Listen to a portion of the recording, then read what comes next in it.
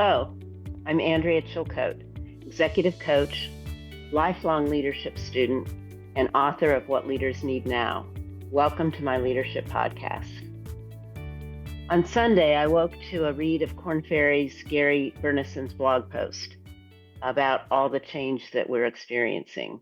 And he said, the more attached we are to the way things have been, the more fearful we'll be of what those things might become. I was struck by that. He went on to say, life is situational, tomorrow is not guaranteed. And he invoked the qualities many leaders learned were essential during the pandemic: humility, empathy, and a willingness to listen. And it reminded me of where I had been the prior week when I was addressing a group of 120 healthcare executives and talk about a group of people who've experienced tumultuous change. When I was preparing for that group, it occurred to me, and I wove this into my opening comments, that each day they get up, and all of us as leaders, each day that we get up, we have to make the decision to continue to lead in this wild environment. And every day that we make that decision, it's an act of courage. And I've been doing a lot of work around courage, studying courage. Courage is one of the three qualities that we propose that leaders need now in my book. Courage has always been at the heart of leadership, and courage has always been at the heart of leading change. Without courage, there wouldn't be any change. There would only be a stuckness in how things are, a stuckness in how things should stay. And so if those of you who follow my work know that courage is highlighted in the research that we're currently doing around those three qualities. And so we're doing a deep dive around courage and the courage behaviors. And I've identified three behaviors: acknowledging reality, speaking truth to power, and embracing authenticity. We are going to talk about the first one of those today, acknowledging reality. We're going to do a deep dive on some of the aspects of acknowledging reality. And we're finding some interesting information in our research. We want and expect our leaders to take courageous action when warranted. Yet, from the initial data that we're collecting, leaders self-report that they don't always do that, and they don't experience their leaders doing so. And I've been asking why. So I've invited two long-term colleagues here today to talk about this first courage behavior, acknowledging reality, in the context of our current organizational environment. So Laura Rocafort is president of the Learning Exchange. Laura has focused her career in the areas of leadership and organizational development, emphasizing dialogue skills, inclusion, learning, and positive change management. Welcome, Laura. Thank you, Andrea. It's nice to be here. Thank you for being here. Thank you. And Shepherd Lake is a master certified coach and president of Shepherd Lake Coaching and Consulting.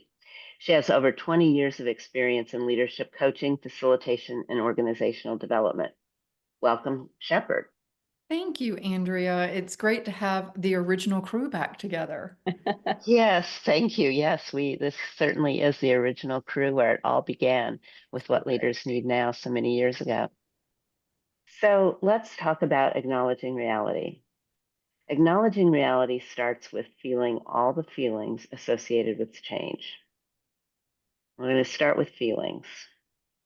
And it's no surprise that moving through change, or more correctly, moving through transition, is akin to the process of grief: denial, anger, bargaining, depression, and finally acceptance. And if in like the process of grief, we move through it actually feeling the feelings, then we can find acceptance and even meaning and take action anew. All of the research on courage points to the fact that acts of courage are transformational. And transformation is not simply an action, it involves one's state of being. And a state of being is a physical, mental, and emotional stance. So when we require change of people in organizations, we're requiring them to transform. we're not requiring them just to do something differently. So it involves all of us. It doesn't involve doing something. It involves our feelings, our mind, our mental state. It involves a full transformation. And sometimes I don't think we take any of that into account when we expect people to make change. During the pandemic, David Kessler, who's the world's foremost expert on grief, he's the head of the Elizabeth Kubler-Ross Institute. He was interviewed by HBR, and he spoke about anticipatory grief.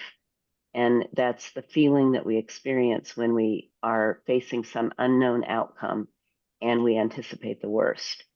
And Shepard's going to talk a little bit more about a way of thinking about that in a little while. And isn't that what we do when we are going through a change? We don't announce changes. We announce that there's going to be a change, or we tiptoe around something. We know that something's coming, and for good reason. I'm not criticizing any way that an organization launches changes or strategizes around changes, but people know that something's coming, and it leaves them to ruminate on what will happen. So we spend our time on those things, and then we start that process of grieving even before the change happens. And so whether you yourself or one of the people you lead is experiencing some kind of change or even loss, perhaps you've lost a home to the flooding in North Carolina or a fire in LA. There's extreme loss people are experiencing, or you've lost a job due to reorganization, or simply you have a new job because of a reorganization, and you have a new boss or you have new coworkers. You're experiencing grief. And Laura, I've known you for decades, first as an executive level leader, then as an executive coach. And you have always been sensitive to the needs of individuals in organizations who are experiencing change. It's one of the things that I think is one of your strengths as a coach and as a leader. How has that changed, accelerated since the tragic loss of your husband, in which you've dealt with personal grief?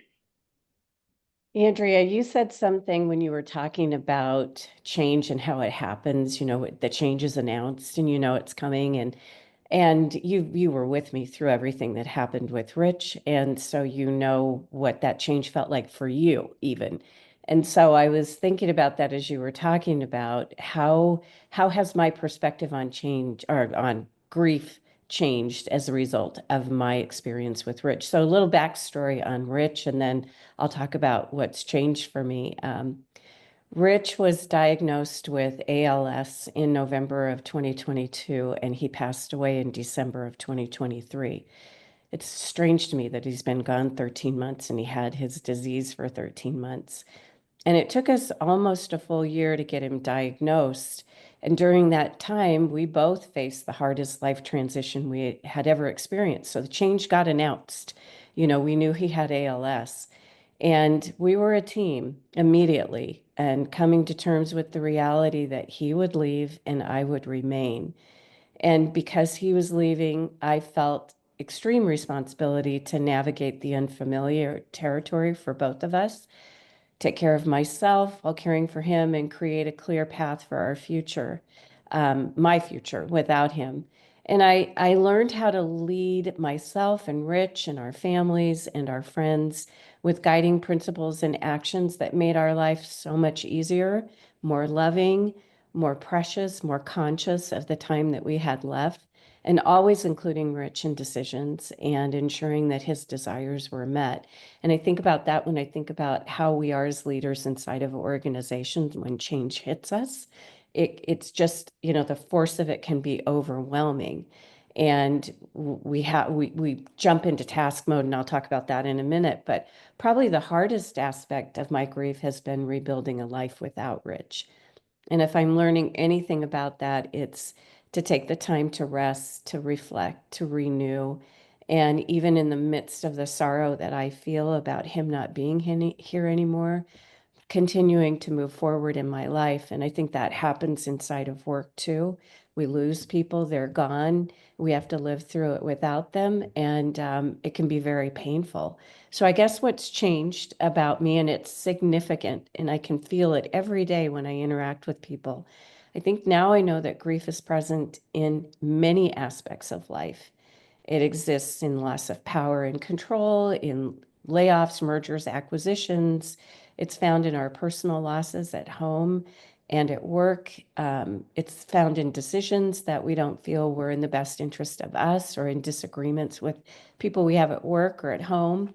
And I am now seeing grief as a part of everyday life. You know, we lose something constantly. You mentioned some great examples. And whether we realize it or not, most people are experiencing some form of grief every day. And I think understanding that has increased my empathy, made me more loving, more compassionate, and less judgmental. And then I think from my own experience in the work of others, I've learned that navigating grief in public can be incredibly challenging. We are taught to have a stiff upper lip and to push through when we're having troubles. But if we don't sit with that grief and process it, we're going to end up suffering privately. And so many people said to me, don't isolate.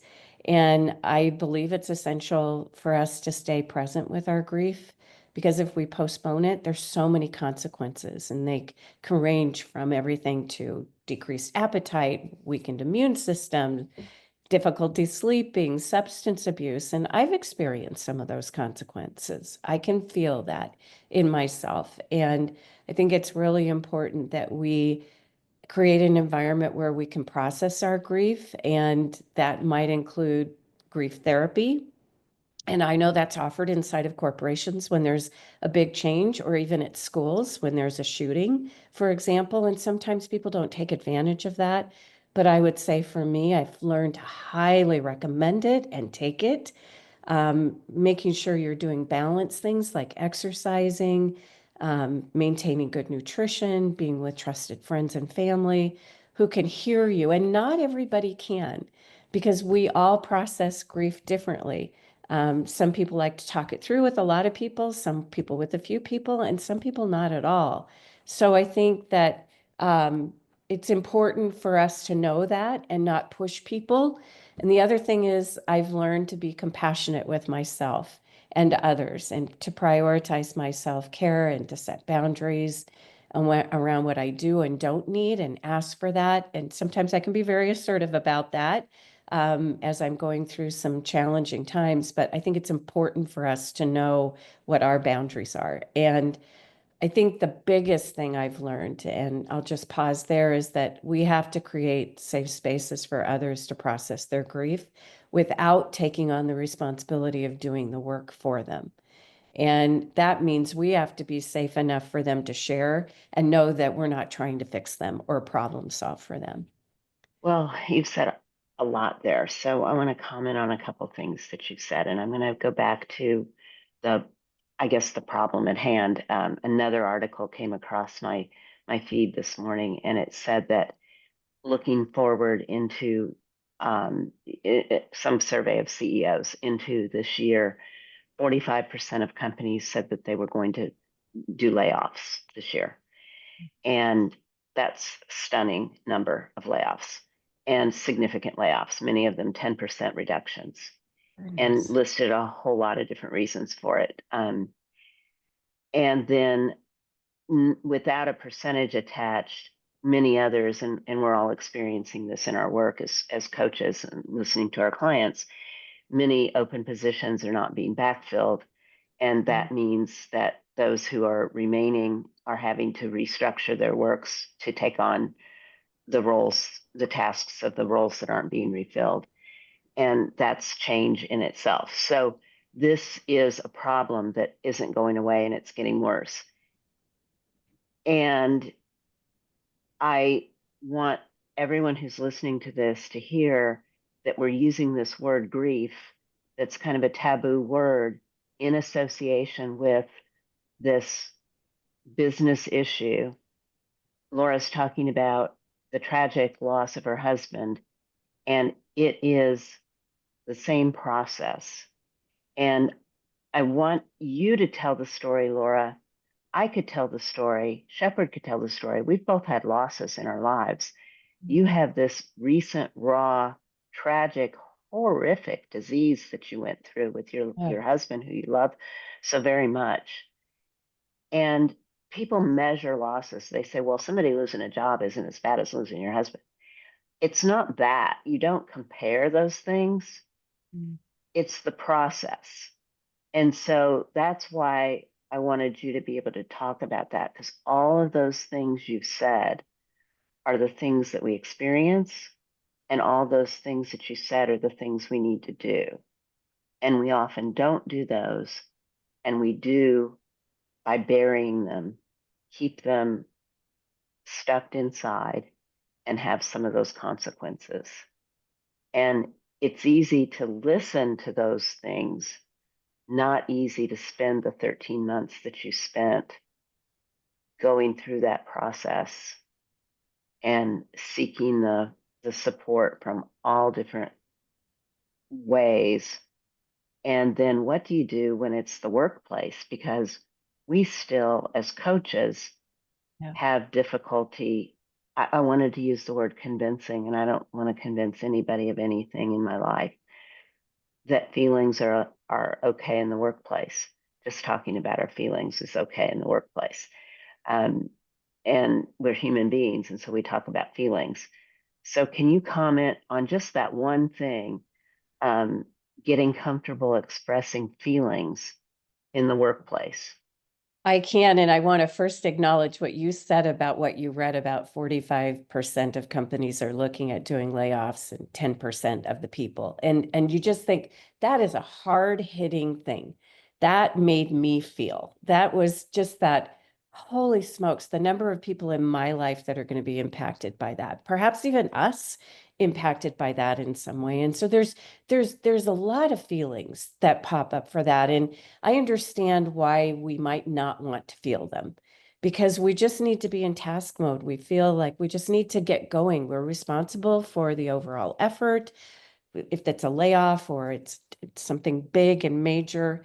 And we want to make sure everything gets done well. We want to deliver results on time. We want to guide people in the new direction. And so we just feel like we can't feel. We can't be talking about feelings at that time. And I even felt that while caring for Rich. I found myself not wanting to burden anybody, not burden you, Shepherd, anyone with my feelings. You wouldn't let me do that. You were remarkably good at just staying in touch and checking on me. And I think we need to do that at work too. We have to bring our heart to work during these kinds of situations. And I also didn't want to burden Rich. I didn't want to ask him about his feelings because I didn't want to break him wide open. And we were all feeling, both of us were feeling, our families were feeling. And I think that what I realized is when we went there vulnerably, openly, honestly, and talked about hard things, and Rich lost his speech as a part of his ALS, so he had to use Talk Assist or a boogie board, and he didn't like to use those. And so he started communicating with his hands, his frustration or his happiness were the ways that he communicated with me. But we had to keep talking about hard things because that would make us better in our experience with each other and be collaborative. I think it's really important for us to all acknowledge that we have feelings at work and at home, and we need to identify what those are. And sometimes that's the hardest thing. We think we're mad, but we're really sad. And we just really want to talk about that sadness. So I think sitting with a trusted friend, writing it down, taking time for reflection, those things are all very important to understand our emotions. But I'd also encourage everyone to reflect on their own feelings about being vulnerable and their desire for growth and development. I think that the more we push ourselves in areas of personal and professional discomfort, the more we can grow as leaders. And I can remember times in my career where I felt like being vulnerable was the worst thing that I could do. It would show my hand, it would make me weak as a leader. And I learned most through this experience with Rich because of all the people who held me and cared about me, that my vulnerability made all of us stronger, all of us better, all of us more open. So I think it's really important for us to get there in big changes that are coming inside of our workplaces. Laura, you've given us so much to think about, and your vulnerability, your willingness to share has been tremendous. We talked about the courage behaviors, and one of the courage behaviors is embracing authenticity, and the vulnerability piece really lends itself to that. So there's so much more we could talk about on this topic. I do want to give Shepherd a chance to talk about some of her ideas around this same topic, because she has some really good tools for us to take an even deeper dive on this. So Shepherd, earlier I said that courage is a change essential and that acts of courage are transformational. How does being present help us change, grow, succeed when they're out there in the future somewhere? Yeah, it's it's so funny because it's such a paradox, isn't it? We're talking about ideas of change, success, and growth are always tied to some future achievement, and yet being present is one of the most effective ways to get there. So when we're present, when we're fully engaged with what's happening right now, like consciously engaged, and I'll explain why that's so important in a moment, there are a lot of transformative effects. First, by grounding ourselves in the present and what's happening right now, we eliminate the distractions that come from worrying about the future or regretting the past. And let's be clear, as leaders, especially, we are required to think about the future and learn from the past. We're not saying don't do that. We need to plan for the future, um, just to do so consciously. Most of us, if you're anything like me, it's very unconscious during the times that we're not sitting and consciously planning. It's during the shower or while I'm driving, or the worst is when we are in conversation with someone else. And so there was a study that was actually done by Stanford University that showed, and this is going to be shocking, 58 out of every 60 seconds are spent thinking about the past or the future. So we almost never get to the present. And yet, when we're fully present, it creates that clarity to help us take deliberate and effective action towards our desired outcomes. And a second part of this, when we're present and focusing on what's happening right now, is that it creates small, consistent steps forward that add up to growth, success, and change. Um, some of the work I do, as you guys know, is with horses from the ground, help with leadership skills, team dynamics, and self-awareness. And one of the things we talk about is something called 1-degree shifts. And one of my teachers uses the great metaphor of being on a boat from San Diego headed towards Hawaii. And if you take a 1-degree shift from the Hawaii path, you will end up in Fiji. Not a bad place to be, but the problem is that it's not where you were originally headed. But the point of this metaphor is to show how powerful a 1-degree shift can be, because we often believe that we need to make these big changes. We have to do these huge steps in order to affect change. And the reality is, it is a series of small steps that most changes take effect. So what we all have to do is to determine what is that one small step, that 1-degree shift that I can take towards my desire or my goals. And I'll give a quick example of that. I had a client who believed that everything needed an immediate response. So if she was in the middle of something else and her phone dinged, immediate response.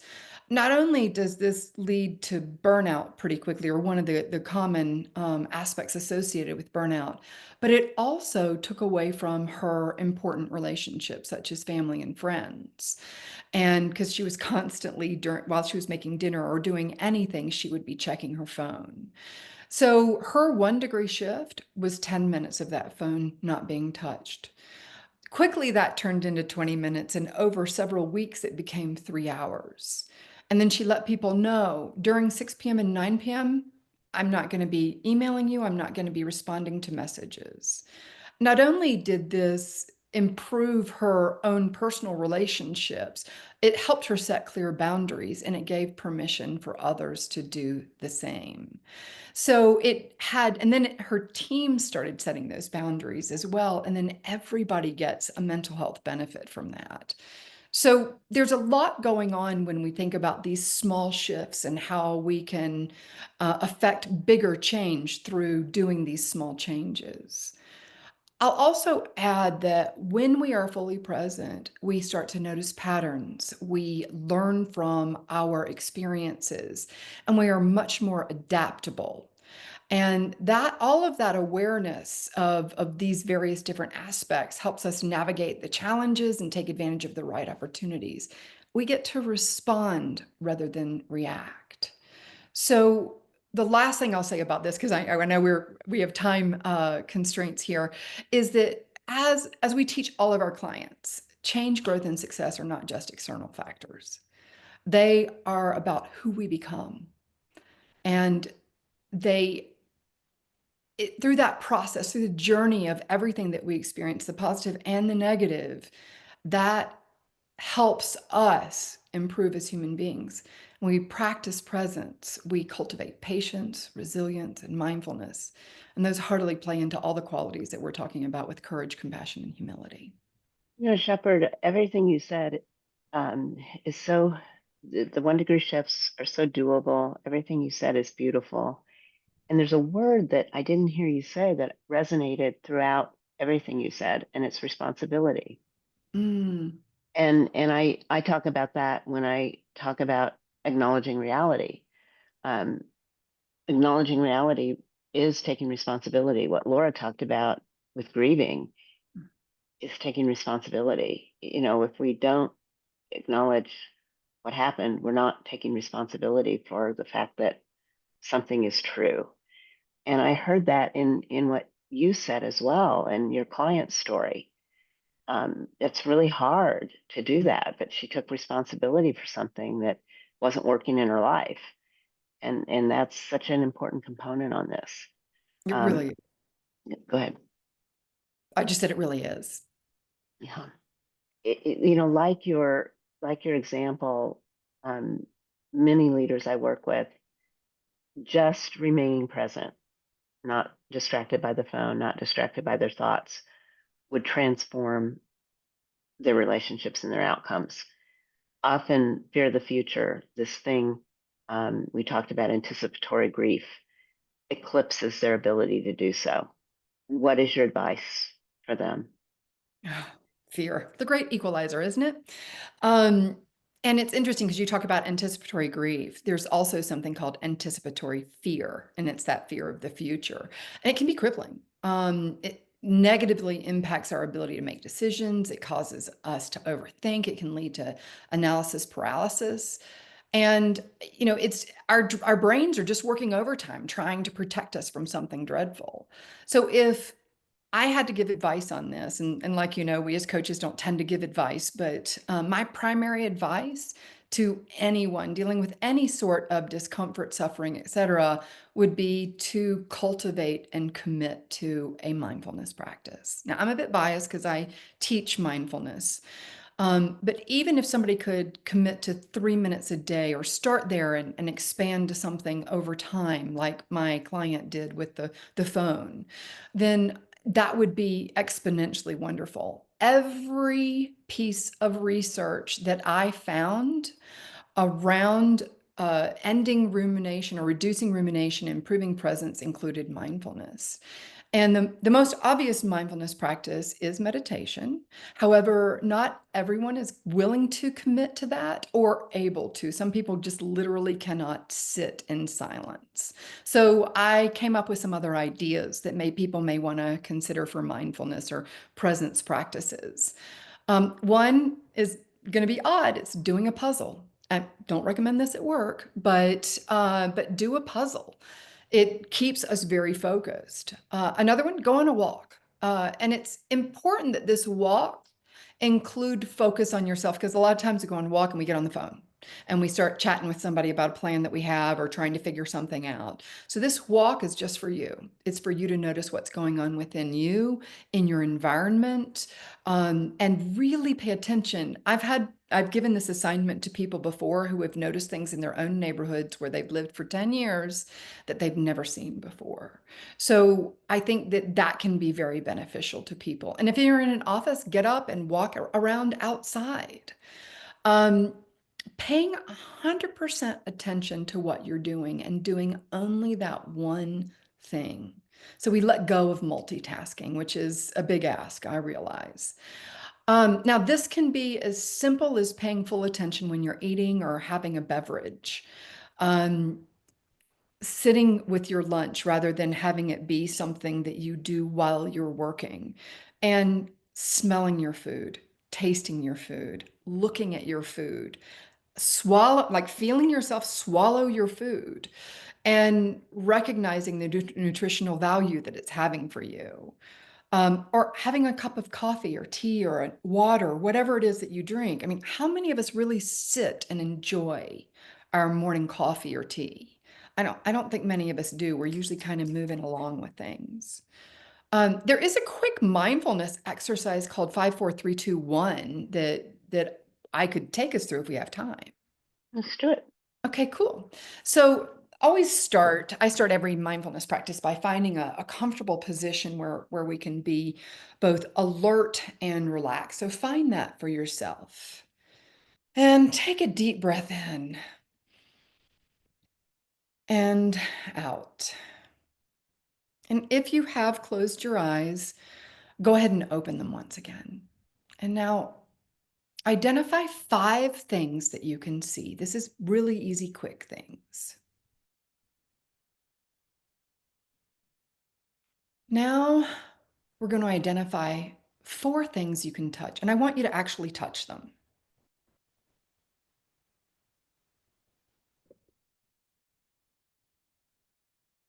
Easy. Next, I want you to listen for 3 things you can hear.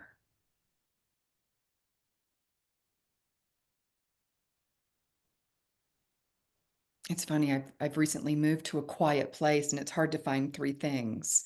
But take the time you need to find the 3 things you can hear. Now identify 2 things you can smell. And sometimes that means you're going to have to look for it, like I happen to have a candle right here.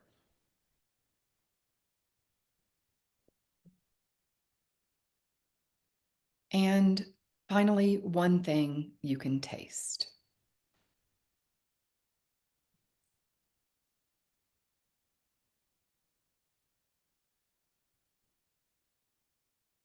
So that's a very quick thing to engage each one of your senses. And once again, we're dealing with presence, which engages all those senses.